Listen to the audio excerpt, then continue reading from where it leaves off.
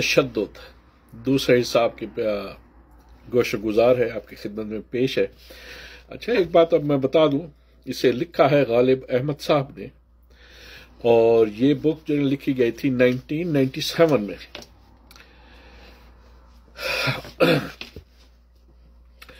पिछले 50-60 साल में बड़े सगीर पाक व हिंद में तशद्दुद की सतह खौफनाक हद तक इतनी तेजी के साथ बुलंद हुई है कि हमारे लिए इन समाजी अवामिल का जायजा लेना जरूरी हो गया है।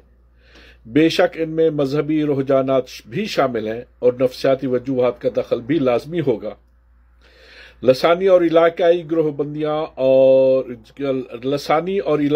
गिरोहबंदियों और सियासी मकासद का भी अपना अपना हिस्सा होगा। इक्तसादी ज़बूं हाली, आबादी में बेपनाह इजाफा, तालीम और खवानदगी की शरह में सुस्त रवी और अखलाकी अक़दार की गिरावट और इन जैसे और भी कई अवामिल शामिल होंगे। लेकिन इसके बरक्स अगर आप मगरब में बुसीनिया और चिचनिया की मिसालें लें तो तालीम और शरह खवानदगी की शरह तो वहां 85% से तकरीबन 100% तक है, लेकिन मजहबी, लसानी और नस्ली तशद्दुद की जो क़यामत वहां बरपा है उसके असबाब का आप कैसे मुहासबा करेंगे? तशद्दुद करने वाले और तशद्दुद सहने वाले तमाम पढ़े लिखे लोग हैं, बहुत मुहज़्ज़ब और शाइस्ता। एक जमाना उनके आला अखलाकी इक़दार का कायल रहा है, लेकिन वहां जिस दरिंदगी के साथ नस्ली तशद्दुद और गरतगरी रवा रखी गई है, उससे तो यही महसूस होता है कि इंसानी नफ्सियात में बाज़ लाशऊरी अनासिर इस तरह कार फरमा होते हैं कि आप अकली और ज़हनी सतह पर इन अवामिल का तज्जिया नहीं कर सकते। यूरोप से जरा वस्त एशिया के ममालिक की तरफ लौट आइए। ईरान, इराक, फलस्तीन, इसराइल, अलजायर, सूडान और फिर बरआज़म अफ्रीका। और फिर बरआज़म अफ्रीका के अनगिनत गरीब छोटे ममालिक में तशद्दुद की लर्जा खेज और खून आशाम फसलें काटी जा रही हैं। आप किन किन ममालिक का नाम लेंगे? ब्राउंडी हो के ज़ायर, तंजानिया हो के रवांडा या सोमालिया, तमाम अफ्रीका पर तशद्दुद की घटा छाई हुई है। जनूब में फिलिपाइन से लेकर इंडोनेशिया, लाओस, थाईलैंड और बर्मा और फिर अपने हमसाया ममालिक में श्रीलंका और अफगानिस्तान। कहां कहां क्या कुछ नहीं हो रहा। हर किस्म के मोहलिक हथियार इस्तेमाल हो रहे हैं और एक ही मुल्क के बाशिंदे एक दूसरे का गला बेदर्दी से काटने में मसरूफ है। श्रीलंका की मिसाल ले लीजिए। पिछले 12 साल में 50,000 से ज्यादा अफराद को मौत के घाट उतारा जा चुका है। इस मुल्क की शरह ख्वानदगी भी तकरीबन 100% है। उधर बोस्निया में लाखों मुसलमानों का कत्लेआम महज नस्ली और मजहबी इम्तियाजात की खातिर रवा रखा गया है। इसी तरह हिंदुस्तान के जनूब मशरकी इलाकों में जो पढ़े लिखे खिते शुमार होते हैं, वहीं नस्ली और लसानी तशद्दुद का बहुत जोर है। मरहटों और गुजरात के इलाकों के अलावा मद्रास तक ये वबा फैली हुई है। पाकिस्तान में कराची का शहर कौमी सतह पर हमारी तरक्की और खुशहाली का मजहर है। हमें अपने इस शहर पर बजा तौर फख्र भी रहा है। यहाँ शरह खानदगी और तालीम का मेयार दूसरे इलाकों की निस्बत कहीं बेहतर है, लेकिन पिछले कई सालों से दर्जनों लोग इस शहर में महज लसानी और नस्ली तासुब की वजह से ज़िबाह किए जाते हैं। पिछले 10 सालों में हजारों की तादाद में लोग कत्ल हो चुके हैं और अभी तक हो रहे हैं।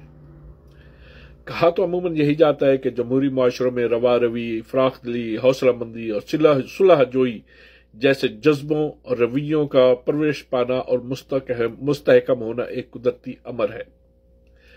क़यादत और रहबरी करने वाले ममालिक में सबसे ज्यादा पेश जो मुल्क अजीम है वो तो यूनाइटेड स्टेट्स ऑफ अमेरिका ही है।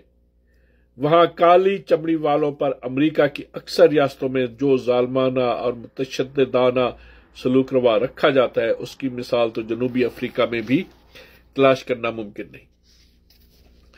अमेरिका वह मुल्क है जिसे आप मगरबी तहजीब की आजाद, खुद मुख्तार और जमहूरी पैदावार का नाम देते हैं, जहां लोगों ने आज खुद बरतानिया की गुलामी से आजादी हासिल की और इंसानी जमीर की आजादी और इंसानी मसावत के नाम पर एक जमहूरी और गैर मुतअस्सब सेकुलर निजाम हुकूमत की बुनियाद डाली।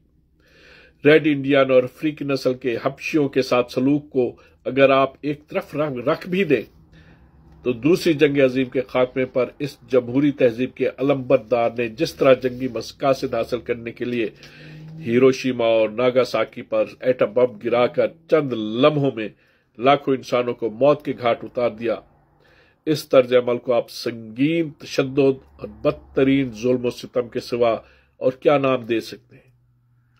انسانی آبادی کو یکسر 2 شہروں میں صفحہ ہستی سے مٹا دینا اور نیست و نابود کر دینا، اس حکمت عملی کے لیے کس نظام اخلاق اور کس فلسفے سے آپ کوئی بھی تسلی بخش جواز ڈھونڈیں گے؟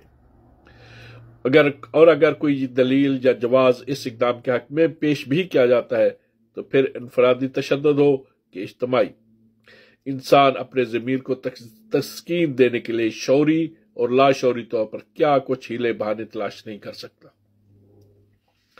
یہ تمام مسائل اب انسانی معاشرے کو اس بات کی طرف متوجہ کر رہے ہیں کہ ہمیں ٹھنڈے دل اور پرسکون دماغ سے تشدد کے نفسیاتی، سماجی اور تاریخی مطالعے کی طرف دھیان دینا پڑے گا اور اس کے شعوری اور لاشعوری عوامل اور عناصر کا تجزیہ کرنا ہوگا۔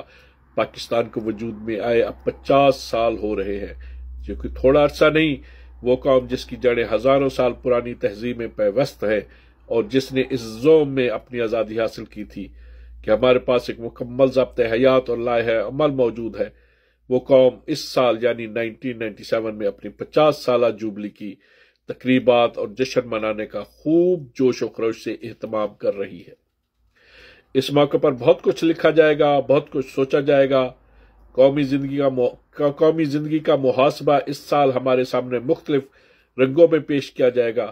ہم اپنی 50 سالہ تاریخ کے مختلف پہلو طرح طرح کے ادوار اور اطوار کی شکل میں پیش کریں گے، جو قابل فخر بھی ہوں گے اور قابل ستائش بھی، اور کہیں نقد و نظر کے رنگ میں تنقید بھی ہوگی اور شاید تنقیص بھی۔ یہ سب کچھ ضرور ہونا بھی چاہیے۔ محاسبے کے لیے حوصلہ مندی ضروری ہے، اس لیے اس سبب پر بھی غور ہونا چاہیے کہ ہمارے معاشرے میں پچھلے سالوں سے تشدد نے جو رخ اختیار کیا ہے وہ آخر ہمیں کس سمت میں لے جائے گا۔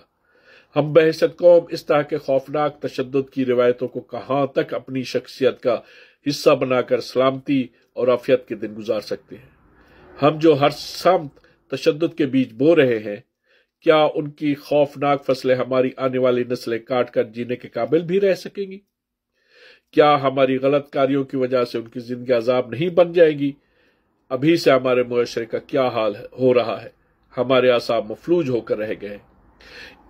انفرادی تشدد سے لے کر لسانی، مذہبی اور علاقائی تعصب اور نفرت کا جس رنگ میں ہم اپنی سماجی اور گروہی زندگی اور روزمرہ کے معاملات میں اظہار کر رہے ہیں اور جن نتائج سے دوچار ہے، کیا یہ سب کچھ اتنا کافی نہیں کہ ہم سوچنے پر مجبور ہو جائیں کہ ہماری قومی زندگی میں تشدد کا مقابلہ کرنے کے لیے ایک مربوط حکمت عملی کی ضرورت ہے؟